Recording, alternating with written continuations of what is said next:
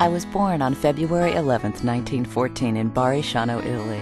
My mother, not quite 20 years old, then gave birth to Christine, Albert, and Armand. My mother did the cooking and the shopping for whatever she cooked. And the rest was all done by the kids and Dad. My job was to do the ironing and to help Chris cook. She always did the dishes. My father, at the young age of 27, traveled to France, Germany, and finally the United States of America in search of employment to support his growing family.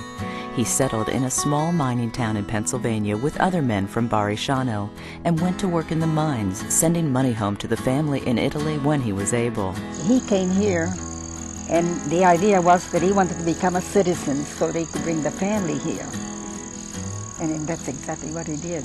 At one point, after he got his first papers, like before you get full citizenship papers, you get a sort of a smaller thing, you know, that lasts like maybe 3 years. And then he kept on going and working and until he fulfilled all the requirements and he became a full citizen.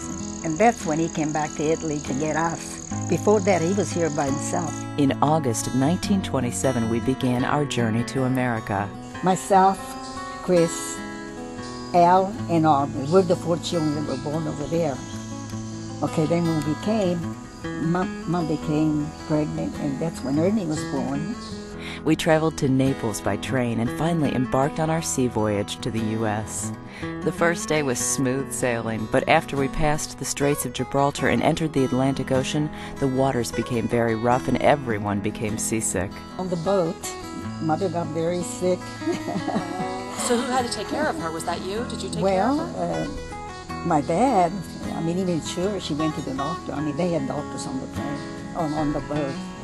So there was no danger that you couldn't get any help.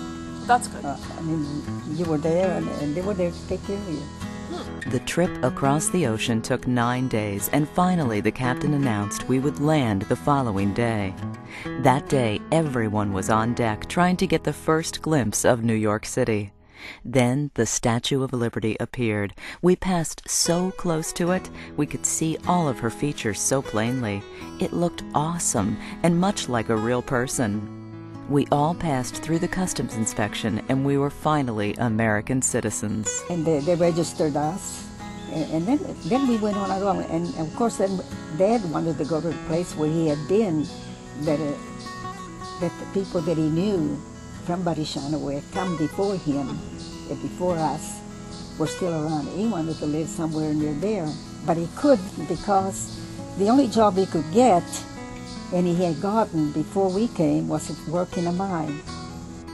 We boarded a train to Pittsburgh. We were so excited to see where we were going to live and, more importantly, how we would make ourselves understood. By now, it was the second week in September and school was already started.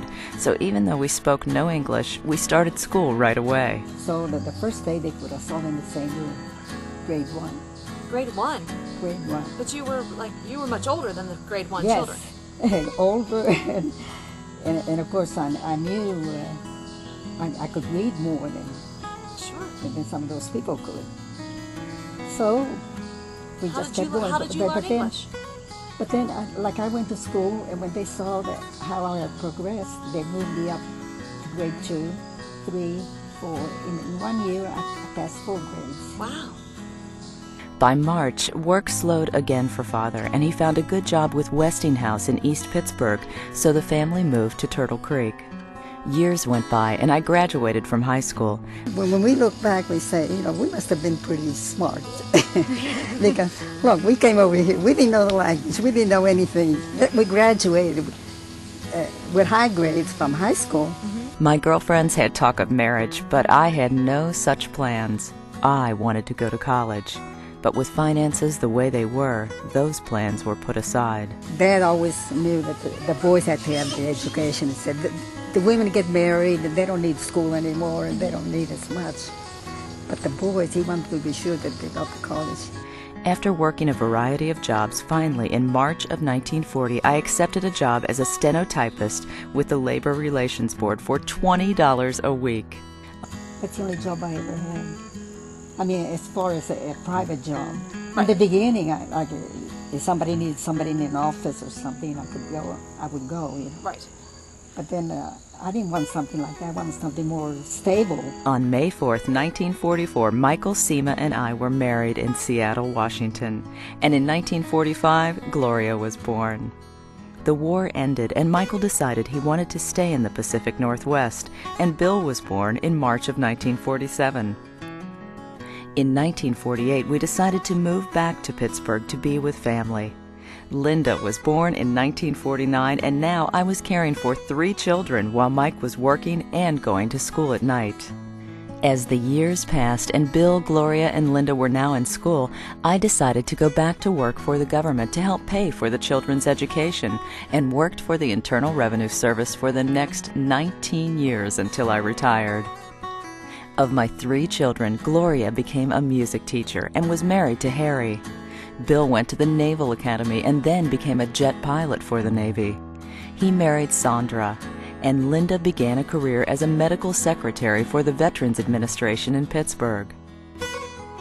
Mike and I live for our grandchildren, Patrice and Stacy in Pittsburgh, and Colin and Janine in San Diego. We wish we could stop the clock and continue to enjoy life, but every year another year is added, and it seems that each year goes by faster than the last. That's life, of course, and we are thankful that life has been good to us both.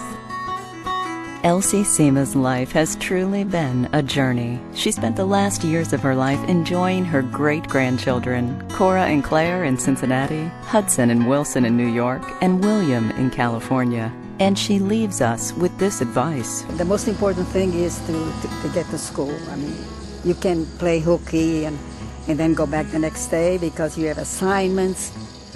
And if you have to write a report, I mean, you have to know what you're doing.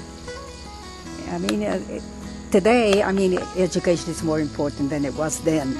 Then you could always get a job in the mine, like my dad did, make good money, but, I mean, it's rough work. Yeah.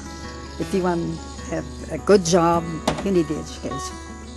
That's right. That's all.